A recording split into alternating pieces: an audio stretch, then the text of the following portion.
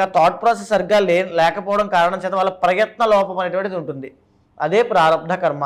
వీళ్ళని సంచిత ప్రారబ్ధ కర్మలు ఈ రకంగా ఇబ్బంది పెడుతూ హెల్త్ ఇష్యూస్ పరంగా, ఆర్థిక సమస్యల పరంగా, అండ్ మూడవది వీళ్ళకి ఎక్కువగా ఇంటర్ క్యాస్ట్ మ్యారేజ్ చేసుకునే యోగం కూడా ఉంటుంది. అండ్ అది కన్ఫర్మ్ అవ్వాలని ఇంటర్నల్ జాతకం చూడాలి. ఎలాగో ఇంటర్ క్యాస్ట్ మ్యారేజ్ చేసుకునే యోగం తులారాశి వాళ్ళకి ఎక్కువ ఉంటుంది.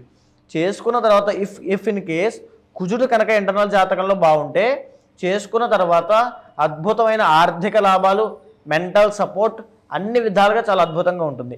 లేకపోతే విపరీతమైన ఇబ్బందులు పడతారు బికాజ్ ఆఫ్ సంచిత కర్మ. ఓకే, తర్వాత సంతానం విషయంలో మిస్క్యారీ లాంటివి జరుగుతాయి. ఇంటర్నల్ జాతకంలో శని కన్ఫర్మ్ చేసుకునేటువంటి ప్లానెట్ అది. ఇబ్బందులు కలుగుతాయి. ఇవన్నీ కూడా సంచిత కర్మ వల్ల వస్తున్నాయి కాబట్టి, అండ్ రాబోయేటువంటి రోజుల్లో కూడా వీళ్ళకి ఇప్పుడు కూడా ప్రజెంట్ గురుబలం లేదు కాబట్టి వేరే కేర్ఫుల్గా ఉండాలి. అండ్ ఇంకొకటి శని కర్మకారకుడు కాబట్టి మీ జాతకంలో ఎవరైతే దశ అంతర్దశానాథుడు ఉన్నారో వాళ్ళని గుర్తించి వాళ్ళ బలాలు ఏంటి, షడ్బలం ఏమిటంతో చూసుకుని అష్టక వర్గులు గమనించుకున్న తర్వాత వాళ్ళకి సంబంధించిన కొన్ని పూజలు ఉంటాయి. ఉదాహరణకి కొన్ని యాగాలు, అది నిర్దిష్టమైన ఇంటర్నల్ జాతకం చూసి చెప్పాలి.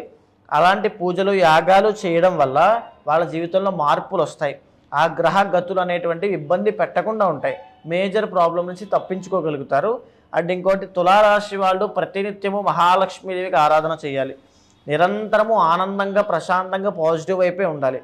ఏడవడము, కోప్పడము, లేకపోతే తిట్టడము, దుర్భాషలు ఆడడం, అబద్ధాలు ఆడడం లాంటి నెగిటివ్ సైడ్ వెళ్ళారంటే వీళ్ళకి ఎఫెక్ట్స్ కొడతాయి ఖచ్చితంగా.